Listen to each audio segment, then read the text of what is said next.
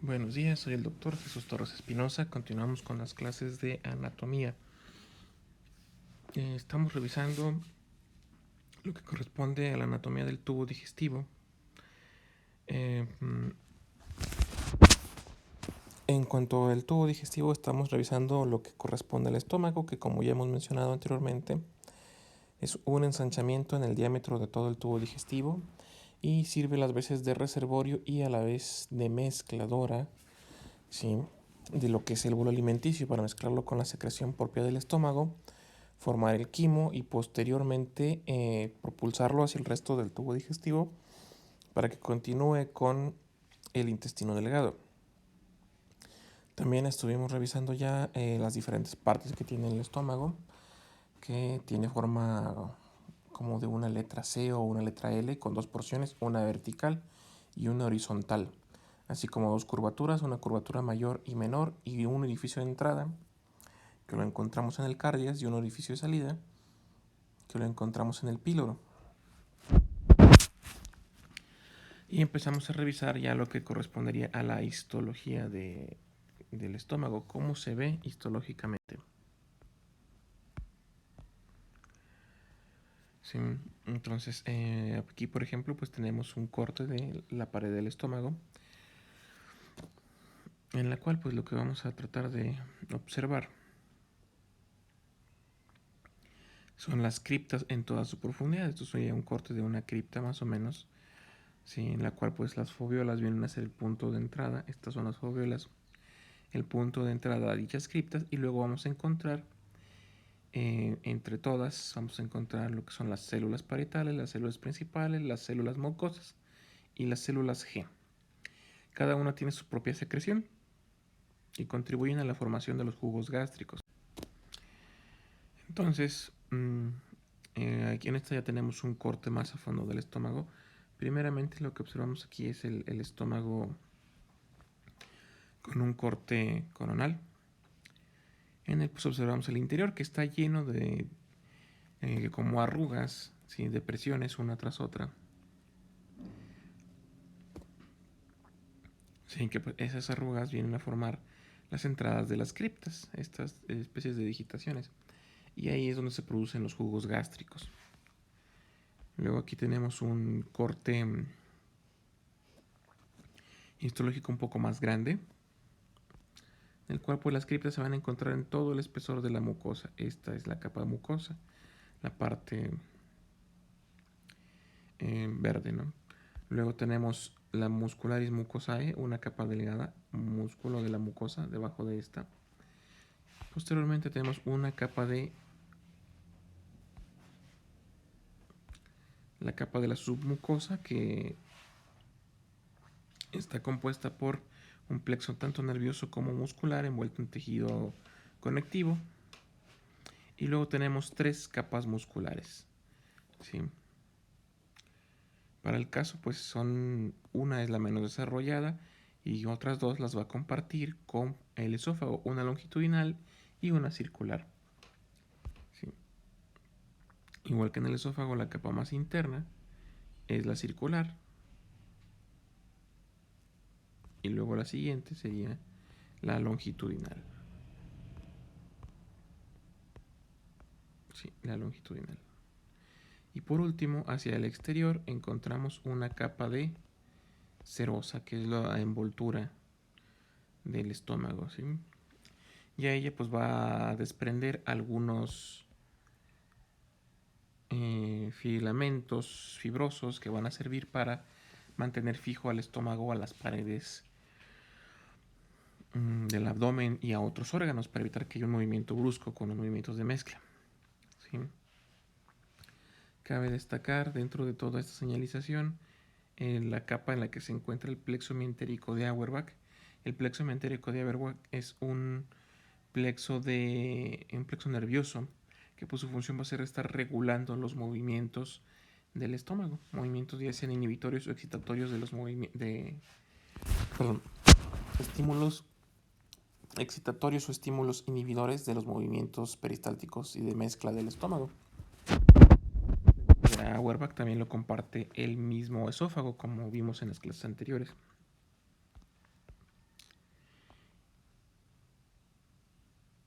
Y luego aquí observamos ya lo que sería una cripta, que es donde encontramos todas las células que les mencioné con anterioridad. Esta cripta pues la encontraríamos básicamente localizada aquí en la mucosa. ¿Sí? Sería como si tomáramos un pequeño tubo de aquí en la mucosa.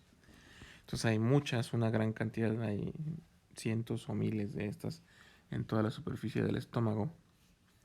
Sí, de hecho el asunto de que la mucosa gástrica se vea así como arrugada es porque abarca mucha mayor superficie de la que le brinda el estómago, entonces se tiene que plegar para tener más cantidad de glándulas en menor tamaño, en menor superficie.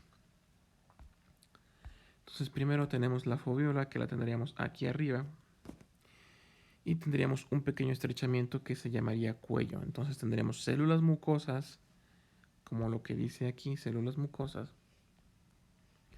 pero estas serían mucosas superficiales, las que encontramos por arriba del cuello, acá arriba, esto rojo, y células mucosas del cuello. ¿Sí? Además tenemos las células parietales. Estas células parietales, aquí en color azul, lo que hacen, están antes de llegar al fondo, están como en la periferia, por eso se llaman parietales. Van a producirnos ácido clorhídrico, que a su vez se va a mezclar con otras sustancias. Luego, en el fondo, aquí en su dibujo pues menciona que son células principales que producen pepsinógeno. El pepsinógeno pues va a provocar que se secrete otra sustancia que se llama pepsina. Sí. Esta pepsina la producen las células G. Las células G también se encuentran distribuidas en el fondo de las criptas, nada más que pues aquí en el dibujo no se encuentran. Entonces, en vez de ser todas principales, va a haber algunas, estas moradas, que son células G. Estas se encuentran también distribuidas en todo el estómago y también producen pepsina, la cual se mezcla con el ácido clorhídrico y su función es desdoblar algunos péptidos, que son elementos que son formados por aminoácidos, que son elementos que van a formar las proteínas. Esto pues lo van a ver en su clase de fisiología, en la cual pues básicamente podemos dividir las sustancias nutritivas en tres grupos principalmente, obviando los microelementos, oligoelementos, vitaminas, todo eso. Tendríamos tres grupos que son los carbohidratos, las proteínas y las grasas. En el caso de la pepsina, su función pues va a ser desdoblar a las proteínas, degradando sus elementos que lo componen, que son los péptidos y a su vez los aminoácidos. Entonces ya visto lo que es la mucosa, posteriormente la siguiente capa sería la submucosa, que está formada por tejido conectivo, en el cual encontramos toda la tubería, por decirlo de alguna forma, ¿sí? Tiene vasos sanguíneos, tiene las vías linfáticas, tiene una porción de la inervación, entonces está llena del cableado del estómago que lo hace funcionar. Recuerden que todos los vasos sanguíneos, tanto venosos como arteriales, o al menos en su gran mayoría, van a entrar al estómago a partir de la de la curvatura menor, ¿sí?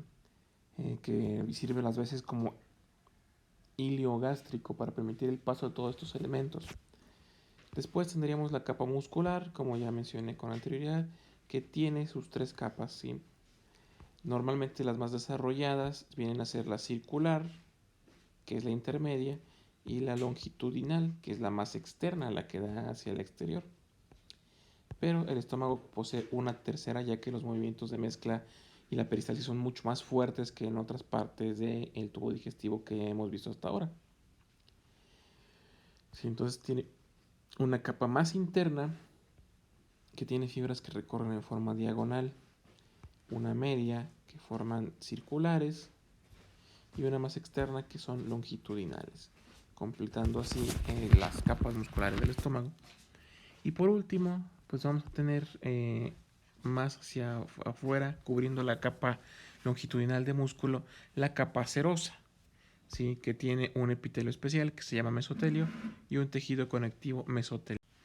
Ahora, ese mesotelio, pues no los mencionamos como tal en los epitelios, primeramente pues porque el mesotelio suele ser una capa de epitelio plano simple, ¿sí? simple, no tiene más ciencia. Ese epitelio plano simple va a descansar sobre una lámina basal que produce esas células planas. El asunto con el mesotelio es que este va a cubrir, y aparte de esas células planas, por debajo tiene tejido conectivo, conjuntivo. Ese tejido mesotelial tiene la característica de que es el tejido que nos recubre a todos los órganos o ciertas cavidades. Entonces el mesotelio nos va a recubrir, por ejemplo, los órganos genitales internos, como es los testículos o los ovarios. Nos va a recubrir el corazón, formando el pericardio, formando la pleura, el omento, el peritoneo, ¿sí? Tiene una función muy peculiar, algo que lo diferencia de otro tipo de epitelios planos, que va a producir un líquido que sirve a las veces como una especie de, pues para dejarlo de forma coloquial, es una especie de líquido lubricante que pues permite el movimiento libre de algunos órganos entre sí, pues todos están unidos, todos están metidos en la misma cavidad, pero cada uno tiene su propia serosa. Entonces este líquido va a evitar su propia serosa, que obviamente esa serosa está cubierta de mesotelio, ese mesotelio produce ese líquido, entonces este líquido va a servirnos para evitar el roce entre un órgano y otro, entre las diferentes superficies, y eso que produzca daño mecánico por roce, contigüidad entre un órgano y otro. Entonces, por ejemplo, aquí tenemos un corte, este es un corte real, un poco grande, no tiene tantos objetivos el aumento, pues no tiene tantos aumentos. Aquí tenemos la mucosa, que es donde encontramos las glándulas con las células parietales, principales y células G. Luego tenemos la submucosa, que como dije sirve para que encontremos ahí todos los cables, vasos sanguíneos y algunos nervios. Aquí la capa muscular está poco diferenciada, ¿sí? Recuerden que son 3 capas de músculo.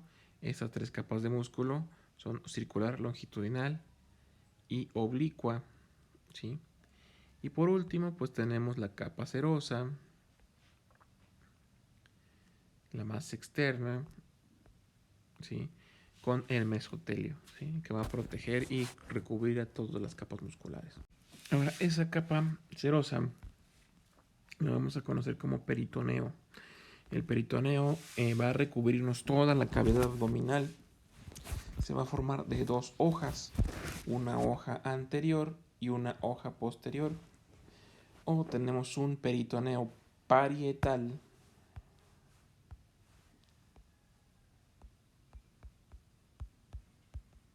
un peritoneo parietal y un peritoneo visceral.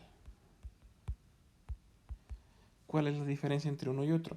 El peritoneo parietal es el que recubre la cavidad abdominal propiamente dicha, entonces va a estar adherida a las diferentes paredes de la cavidad abdominal, mientras que el peritoneo visceral va a estar adherido hacia las vísceras, ¿sí? Hacia los intestinos, hacia el hígado, hacia el páncreas, hacia el estómago, ¿sí?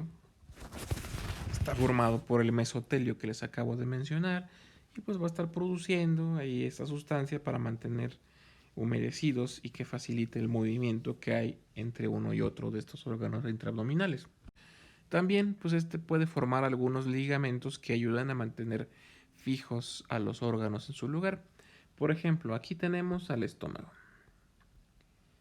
Este en azul es el estómago. ¿Sí?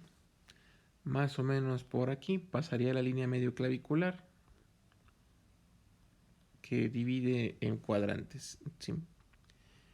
Entonces de este lado tenemos el epigastrio, de este lado tenemos el flanco izquierdo, perdón, el hipocondrio izquierdo.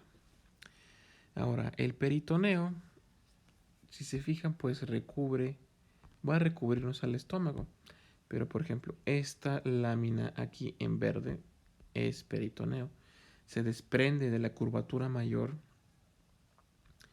y se une parte del intestino grueso y el intestino al colon descendente, lanza algunas proyecciones que se van hacia las paredes abdominales y se continúa con el que recubre la pared abdominal, ¿sí? Formando en su camino ligamentos como el ligamento frenocólico que va al diafragma y al intestino grueso, o el ligamento esplenocólico, que está de este lado aquí. Se llama esplenocólico porque va del vaso al ángulo cólico. El ángulo cólico es este. Es el ángulo que se forma entre el colon transverso y el colon descendente. También tenemos un ligamento que está formado por una hoja de este peritoneo, que es el ligamento gastroesplénico. Esto es peritoneo visceral, ¿sí? Tenemos otros. Acá arriba tenemos el ligamento gastrofrénico. Aquí, gastrofrénico. Y tenemos el esplenofrénico. O frenoesplénico, puede ser cualquiera de los dos lados, ¿sí? ¿Por qué se llaman así? Lo que estamos viendo en la periferia, en la orilla, no es nada más una pared abdominal. Esto es la cúpula diafragmática, es el diafragma. Por arriba de este diafragma encontramos la cavidad torácica donde descansan los pulmones. Entonces, aquí arriba estaría un pulmón. Estos serían parte de las relaciones que tiene a través de su curvatura mayor. Ahora, vamos a ver las relaciones del estómago por porciones. Tenemos unas anteriores hacia adelante. ¿Qué hay adelante? ¿Sí? En parte, el estómago va a estar por detrás de la pared de la caja torácica, solamente que está separado de los pulmones por el diafragma. Entonces, relaciones de la cara anterior, tenemos al diafragma, en parte de la cavidad torácica y en parte de la cavidad peritoneal y todo lo que lleva por dentro de esa cavidad peritoneal, que puede ser en parte el hígado, por ejemplo. Entonces, por ejemplo, en esta imagen tendremos que localizar al estómago. Nada más alcanzamos a ver una pequeña porción aquí en rosa. Sí, vamos a dibujar un estómago aquí. Sí. Entonces, pues va a estar primeramente por arriba de él. Aquí tenemos el diafragma. Todo esto va a estar el diafragma. Sí, entonces va a estar en relación con la cúpula torácica, con la cúpula del diafragma. A través de esta se puede relacionar con la pleura y los pulmones. Por delante vamos a tener esas relaciones. También delante tenemos de él una porción del lóbulo izquierdo del hígado, ¿sí? Que el hígado pues lo alcanzamos a ver aquí, de este lado en azul, ¿sí? Aquí empalmadito, ¿sí? Aquí lo estamos viendo. Entonces por delante pues tiene el hígado. En parte del píloro puede estar en relación con el colédoco, el conducto de excreción de la vesícula biliar. Por detrás y en la curvatura mayor va a estar relacionado con el vaso, este órgano rosa que se ve aquí. También por detrás y parte del cuerpo va a estar en la relación con el páncreas. Son las relaciones más importantes.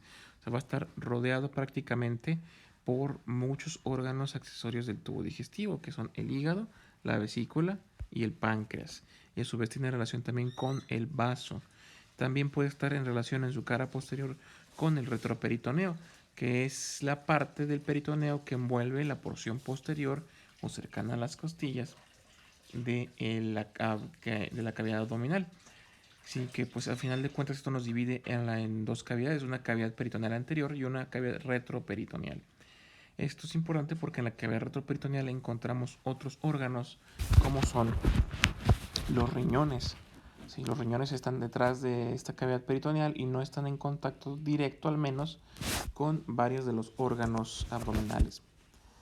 Sí, con esto terminaríamos lo relacionado con el estómago. Nos falta ahora ya pasar a ver del duodeno hacia abajo. Recuerden que la conexión que hay del estómago aquí en azul, esto es el píloro. El píloro sirve las veces como de esfínter para evitar el vaciamiento gástrico prematuro.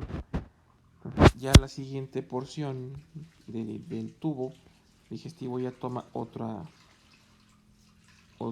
diámetro, es esto morado, que ya es el intestino delgado, que podremos considerar la porción más larga de todo el tubo digestivo, ¿sí?